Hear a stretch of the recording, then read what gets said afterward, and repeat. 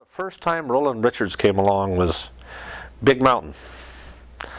We had a lot of snow in Big Mountain, and Roland was going to join us over there. But he ran a little late because he had stopped over in Spokane, and he was talking like Roland Richards used to be able to do with one gate attendant, stuff like that. And he was looking at his watch, says, "When's the plane leave?" And the guy says to Roland, says, "That's it."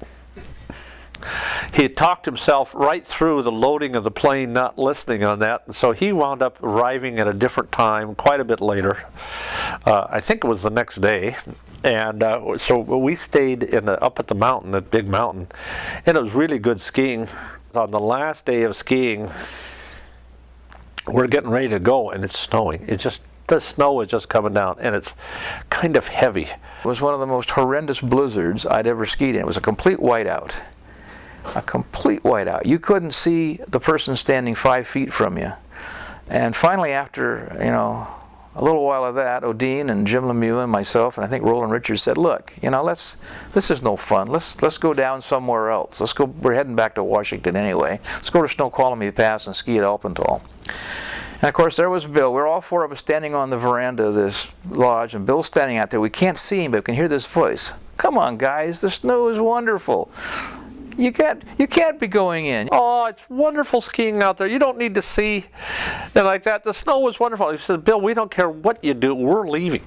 We're getting out here. This is not fun." And he took one step forward, and it was such a wonderful skiing that he didn't see the 3-foot fall between us and him, and he fell flat on his face, came out of his skis, and we said, "Bill, rest our case, we're leaving." Embarrassed, of course, he packed up his skis and left. We went and skied Alpental on the way home that same day. So we got in 2 days of skiing, and 2 places of skiing. But on the way home, we got heard there was an avalanche because the snow hit Big Mountain as we're pulling out shortly that afternoon, wiped out the chair that Bill had been skiing on. And so it took out the top 2 or 3 towers of that chairlift. And so, by the grace of God, Bill might have been on top of the chair at the time because he wasn't about to quit. As everybody knows, first run of the day and last run of the day, because if he paid for it, he was going to ski every run.